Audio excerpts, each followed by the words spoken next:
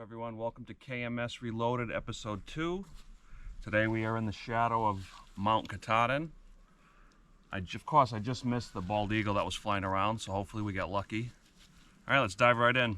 Before the show today, over the weekend, there was some Mr. Kirk Minihan craziness going on. He decided to take away the show account from Dave Cullinane. Dave wasn't tweeting enough. He said he's gonna have Dave be Steve's intern, so we'll talk about that more later on. But just typical Kirk, starting the shit, creating content, of course, where there is none. Just Kirk being Kirk. Over the weekend, when Kirk was doing this bit, the Barstool Sports account, it retweeted some of the shit that Kirk was doing. With the past couple of weeks, is this when Kirk becomes part of Barstool Sports? Is he going to be like a Barstool guy now? They start talking about something very similar to that, how Kirk was called out on a call with the CEO. She called him basically a company man. It's just cool to see that he's finally getting some recognition at that company that he deserves. He said in the emergency show, people coming up to him in the stands telling him that he's the last remnant of the old Barstool that he was never even a part of. So I think they get that. I think they understand the value that he brings, and I think they're finally starting to see it, which it's always been there, but that's what happens when you have your head up your ass and you're more worried about pushing reading lists for people who want to burn down police stations than you are, generating good content. So the show basically starts off, they start talking about Dave over the weekend on Twitter. Dave gets his balls busted for not tweeting from the show account. And of course, he's working with his family in the studio. Typical Dave Cullinane. He's doing a million things at once and getting shit on it, but that's his job. If I was Dave, though, I'd be worried about like social services. Dave, bad move, man. Putting your kid out there. I mean, that kid was licking poison. Your daughter was licking cockroach traps on the internet. That's pretty fucked up. I can't believe you'd let her do that. And I thought KFC was a shitty dad because he screwed around on his wife, and almost destroyed his family. But Jesus Christ, Dave, come on. You don't want to be that bad. Greg's performance starts off, we learn right away that he hates dogs. I can't really remember. He kicked some dogs on the way in or something. He dropped a C word to a lady, called her a C-bomb. I can't really blame him for that. That's the alcohol talking. He was really timid at the beginning, and I was wondering, is this Greg's last appearance on KMS? Is this the last time that we're going to see him? And then later on in the show, he kind of drops a couple lines that you ain't going to see him for a while, and I'm wondering if it's connected. Is the reason that Greg, you might not ever see him again ever on KMS because he wants to try and gracefully come up with an exit strategy where he can still be on Kirk's good side because he knows how Kirk is when you stab him in the back? That's kind of the impression that I'm getting from Mr. Greg. Don't be surprised if this is the last time you ever see him on KMS. Then the guys talked about the Madden code, which it's interesting to see a bunch of guys who they don't even know what a Madden code is. So just so you guys know, that's a code so you can get the game. You figure Blind Mike would have known that, but I guess he's not much of a gamer when you can't see shit. Then the guys announced that Kelly Keegs has a show on Wednesday night on Sling. I said some pretty awful stuff about Kelly Keegs. Felt really awful about it from the last episode. You guys see this or you hear about it from the show, maybe just call Kelly Keegs and wish her well. And record it too so you can play it for KMS. That way she'll know how much we all love her. Talk about what a G Graham Bennett is. Dude's got a hot wife she's not talented, but she can generate revenue. I'll say it like that. This dude can easily be that rich fucking guy, that prototypical rich asshole. Owns a basketball team. He could very easily take the easy road and just go along with it so it's less bullshit for him. But I got to give it to Graham Bennett. Give it some time. Graham Bennett will be on the show. Then the guys get into Alex Stein's beef with Dave Portnoy. It seemed to me like they were beefing about the same thing. Both of them seemed like they were guilty of what they were accusing each other of. And where it loses it for me, where I just say, you know what, I have no interest. And that's kind of why I didn't even want to look it up to understand it. Once the politics get into it, I'm out. I'm sorry, I'm out. What more new, interesting things are you gonna say that we haven't heard yet? Jason Whitlock, when he first started, he was always like an outlier. I think that's what made him a little bit interesting, is not only for in the sports world, but as a black man in the United States, he had a different opinion than the talking point that everyone seems to just rehearse and spit out every time. But the problem with Jason Whitlock now is that he's just become a caricature of himself. He goes from being kind of like that outspoken guy that's saying things to people that don't really hear it. Now he's doing his own thing where he's just basically a mouthpiece for the right. Anything interesting about Jason Whitlock, it went out the fucking window a long time ago. He kind of sold out like a lot of those people do. Even someone like Jerry Callahan, who was always that right-wing guy, and now without someone like Kirk being there to try to keep him an even keel, there isn't any reason to watch or listen to someone like Jerry Callahan or Jason Whitlock, because you know what they're going to say before they already say it. The guys talk about Meghan Markle, and before we even talk about her new podcast, I just want to say that the sound quality sounded terrible. It's just weird, like you figure that much money and that much production value went into this podcast, that it would at least sound good. I was listening to the Meghan Markle thing around the same time I was getting caught up on all that VMA bullshit, I guess, from last night. And it's just funny, like, while I'm watching this VMA, this blimp on the VMAs talk about basically how oppressed she is, a fat rich person talking about how awful she has it, just the epitome of privilege. And then at the same time that's going on, I'm listening to Meghan Markle, one of the richest people on the planet, who, she seems like she had some shit that wasn't fair done to her, but like she didn't know what she was getting into. And you marry into one of the oldest, whitest, most inbred families that have ever existed, and you get surprised when they say a couple of awful things. So to hear her talk about how oppressed she is and all that bullshit, it's just like, give me a fucking break. How the hell can you connect with someone that has lost more money than we'll all ever make? Can you think about the amount of money that woman's probably pissed away on the stupidest shit? I feel so bad for Meghan Markle. What a victim she is. The guys get into Blind Mike and KFC. We recapped that in our last show. Very angry Blind Mike. Kind of that little leftover Blind Mike that you used to see all the time on KMS when he was a paid member of the show. One of the things I thought was interesting about Kirk, and he even admitted that he was talking out of both sides of his mouth, being a hypocrite a little bit. But it is interesting to hear Kirk talk about he's fine with Alex Jones losing money because he thinks that the wind noises Alex Jones makes with his mouth hurt people's feelings too much, that he should lose his fucking money. He said he felt both sides of it, and I appreciate that, but at the same time, Kirk, you've seen how far the bar's moved in your professional career. The fact that you call someone a gutless bitch, and they really tried to take you out for that. What's it gonna be like 20 years from now? Are you gonna be able to say some of the crazy shit you say right now and get away with it? It's a very slippery slope. Not that anyone cares what I think, but I, for one, don't think you should be able to go after Alex Jones. Let the market dictate that type of stuff. He is a scumbag. He has said a lot of stupid shit. He's hurt a lot of people that have already suffered enough. That is all true, but to take his money away because of the wind noises he makes with his mouth, I don't fucking think so.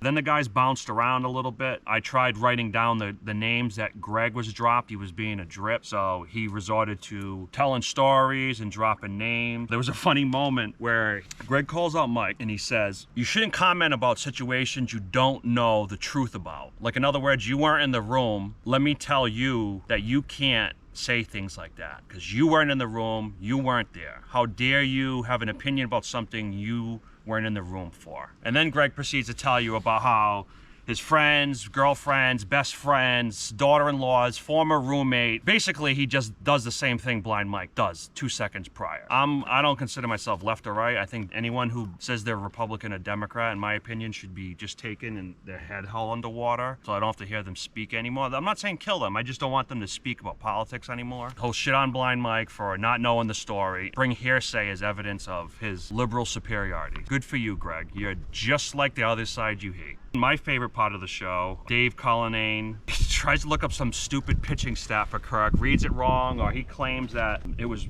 typo on the computer, and then they go on this long diatribe where they're shitting all over Dave. Dave is my favorite character to ever be on the show. I think he's the funniest character to ever be on the show. He gets it more than anybody else does. The amount of shit that he puts up with really blows everyone out of the water. So I got some advice for Dave. Now, Dave, your stupidity is integral to the show. I mean, it's like a linchpin. What Kirk's doing to you right now is he's taking the gauntlet and he's fucking throwing it at your feet. He's challenging you. even though he'll never admit it, is this Dave Cullinane show too. Think what he's trying to do for you, Mr. Cullinane. And he's trying to put you on the spot and see what type of man you are. If I were you, this whole way you're gonna play it out the next couple of weeks till September 9th when Steve Robinson, for the first time in, I don't know, over a year on the KMS show as the producer. I think what Kirk's trying to do is, Kirk's trying to see, is this your show? Now, you're gonna have to fucking prove it. He's gonna try to make your life a living fucking hell. Steve's gonna come after you with everything that gets under your skin. There's a fatal flaw with Steve. Steve can't take it at all, and he gets fired up. You go to Thom Hartman. That guy, Steve fucking hates that guy. Maybe get something with that guy to do something good for you. He's gonna fucking come hard in the paint at you. He's gonna give you both barrels. So I would start now, Dave. I would start fighting back now. You start taking shots of that little friggin' bitch every single day. You start playing clips of him, try to embarrass him. You get Thom on the fucking show. You find the deleted audio that he scrubbed and then he forgot about, which, I mean, does anyone think Steve forgot about the audio he scrubbed? Like when Kirk would bring it up before we all knew the audio was scrubbed, like Steve Robinson's asshole didn't pucker. Is Kirk gonna find out today that I scrubbed audio? And you know he scrubbed it and you know he didn't forget about it. He doesn't like shit like that. Bring that up to him. And really, Dave, this is your show, so fucking take it from him. Don't meekly, oh yeah, sure, Kirk, it's your show. No. That's not what he's looking for, Dave. He wants you to fucking fight back. This is the Dave Cullinane show, not the Kirk Minihan show, not the Steve Robinson show, Dave. You are the star of the show. You know, Kirk Minihan would not exist without you. Your stupidity is so integral to what Kirk Minihan does every day. I think the whole world would be lost. I mean, the whole KMS world would be lost without you. So, Dave, step your fucking game up. Defend your position. Don't make me a Steve Robinson guy again. I am a Dave Cullinane guy. But you gotta step it up, Cullinane, and fucking swing. And you gotta swing first, okay? No cupcake in this shit. So then Dave continued. He started shitting on teachers, just getting angry about schooling schedule. Dave just freaking out, being a psychopath. Bring some of that to Steve Robinson, Dave. That's what you need to bring to that fucking Snake Robinson. You need to start next show. You need to start taking your shot. You need to put that guy on his heels. I'm telling you, call up Thom for tips. Thom's like Steve's kryptonite, man. All right, so then the guys brought up Katie Nolan. I could only last like 2 seconds watching this Katie Nolan clip. The only thing worse than listening to and watching Katie Nolan is just listening to Katie Nolan, because at least you got something to look at. Rico was brought up. He talked about having Blind Mike's back and having Kirk's back and all this stuff. I sent him a tweet letting him know that my video was dropping, and then I mentioned him. Rico Bosco DMs me and he asks me for the clip and the time. And now I'm driving yesterday and it's nighttime, so I got my phone and I'm surprised that Rico Bosco DMs me. So I take it, and as I'm talking to him, I put it on my dash. Now it's nighttime, so every single time he responds or he's typing something, I can see it light up my windshield. And he keeps writing to me and deleting it. Writing to me and deleting it. And he did like 3 times. And I'm like, what the hell has Rico Bosco got to say to me that he doesn't want to say? I sent him a gif of one of the Olsen twins doing her little chicken dance from like Full House when she was a kid. And the fucking pussy blocked me. He's supposed to be like this made man, this tough guy. Well, Dave Portnoy was right. This is gonna end very badly. That's what Rico Bosco is. He survives like a cockroach. The whole world could be nuked, and the only people left are gonna be Kelly Keegs and Rico Bosco, the 2 biggest cockroaches on the fucking planet. And can you imagine the breeding pool after that? Can you imagine if those 2 had kids? The amount of just deformities. I mean, at least Rico's talented. Rico's actually a really funny guy. He's just disloyal. There's an old saying that says that a king who walks around telling everyone he's a king is no king at all. Well, a guy walking around telling everyone how loyal he is when there's a laundry list of people that'll tell you the opposite, including his fucking boss. Rico Bosco's a snake, and the end's coming, and it's coming soon, and you heard it here first. Hopefully you get to see this, Rico. I'm sorry the Olsen twins hurt your feelings, and you had to block me, big tough guy, big mafioso tough guy. Fucking bitch. they stop playing more clips of Greg, and he completely gets demoralized. And this is when I realized, when Greg starts dropping these hints, you won't see him for a while, and that's kind of when I knew, like, this might be the last time you ever see Greg. Like I said earlier, don't be surprised if you never see that guy ever again, because he's trying to plan his exit strategy and stay on everyone's good side. Then the dude's got some pretzel talk going on. Not big into pretzels. Haven't really tried any other than Wetzel's pretzels, and they make me almost shit my pants. The cheese does, so I don't think you guys want to hear about that. Kevin O'Leary, they mentioned, was going to be on the show Wednesday. Mr. Wonderful from Shark Tank, so that should be cool. And then the guy started talking about Steve's return again. Is Kirk really doing a bit here, or is he angling for Steve to come back on this show? Steve's moved back home. Now all of a sudden Kirk keeps bringing up this producer shit. Could it be a possibility where Steve Robinson is the producer of the Kirk Minihan show again? Now, I know he's going to say no. It kind of sounds like he's calling Dave out, and this is a big moment for Dave. Dave's going to step up, and he's going to show that the show is his. You know what I mean? His role on the show is his, and that's what he needs to prove to Kirk. They talked about the Ringer some more. Ringer awfulness. Just another unlistenable podcast to someone that they're paying a shit ton of money to. To hear CeCe Bathier talking about whip of some shitty Boston Red Sox team, I'd rather kill myself. Then they mentioned Chris Klemmer again, and I was thinking that what a difference his life would be right now if he continued doing that podcast. If he continued doing that stupid fucking podcast that COVID killed. Just the difference of his trajectory right now. He would still at least be on something, and he wouldn't have people like his new boss Dave Portnoy tweeting out if he's even going to be around, hinting about if he's even going to be around soon. Oh, Jerry Callahan, one of the lowest moments of his career, literally one of the lowest moments of his career, calling up Kirk to ask for Big Cat's number so he can get Big Cat's agent. Man, is there a guy that is so disconnected from reality of how the business works? One of the reasons I used to love radio is because of Jerry Callahan. And it's just fucking sad to see the guy now. And you see it with Stern and all these guys as they get older. And is this what happens when you get older? Like, do you just lose your even keel? Do you lose, not that Jerry ever was even keel, but do you lose anything that makes you interesting? Jerry was at his best when he was with Kirk. Kirk, like usual, brought out the best in him. And it's just sad that he just doesn't have that now. And I don't blame Kirk from years ago not wanting to do the Jerry Callahan show. Could you imagine all the fun shit we would have missed if Kirk Minihan was doing the Kirk and Jerry show? Some random shithole, you know, Red 13 Studios. Kirk would have quit, 2 years ago and probably would have been fucking pancaked underneath the southbound train out of Boston by now. And I honestly wouldn't have blamed him because that would have been an awful show. The calls today were pretty good. There was a good Santa's Village call. Glenda was hopefully that's a reoccurring character. The show closed out with some incest talk with Greg and Amy, which pretty much confirms that Greg and Amy have had sexual relations with each other. We know that in certain European countries, this is really popular, so I'm not surprised. It's kind of gross. She's kind of funny, Amy, but she's not really anything to look at, so like, and this is coming from me, so I mean, I know it when I see it. It's kind of sad that between the two of them, like, Greg's the better looking one. Like, that's kind of fucked up. Like I said, this will be the last time you'll ever see Greg. You'll never see him again on KMS, so I hope you enjoyed the Greg character. He has planned his graceful exit. He'll come by to visit his kid, and you'll never see him again on KMS. He'll be too busy. He'll have events he has to do. Greg, it was nice seeing you. You're a great part of KMS history. You've brought so much with all your Starfucker stories. I mean, it was just riveting stuff. So congratulations.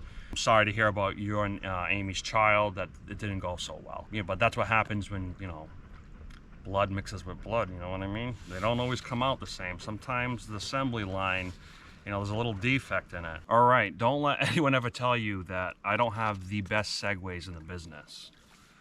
The sponsors today were Tommy John, TommyJohn.com, promo code Kirk, get 20% off. I forgot last week to give a shout out to Blind Mike, even though he's not really a sponsor. It's kind of like a paradox. Like Blind Mike, he doesn't get paid to do the show, he gets free advertising. But yet all the people that pay to watch his show are Kirk's listeners, that he gets paid for, that he gets from Kirk's show, that he doesn't get any money from, but yet he gets paid advertising. It's like a weird paradoxical circle. But blindmike.net, and you can also check out his Patreon. Give him some help because the dude needs money. He's fucking blind, for Christ's sakes. And then, of course, you got Milton's, the store for men. I'm not going to try to say South Shore Plaza this week because it took me like 4 times last week. So they have 3 stores located throughout Massachusetts, miltons.com. And they're having a suit deal right now, so it's wedding season, so get out there and get your suits. That's been KMS Reloaded. Beautiful Mount Katahdin. I don't think we saw the bald eagle, so that makes me a liar, of course. No one will ever believe me. I'm excited to see what Kevin O'Leary has got to say, and I can't wait to rip him after Wednesday. I hope you guys enjoyed KMS Reloaded, episode 2. You got to see something, and I'll see you guys later. No big deal. No hard feelings. Good luck. Fuck you!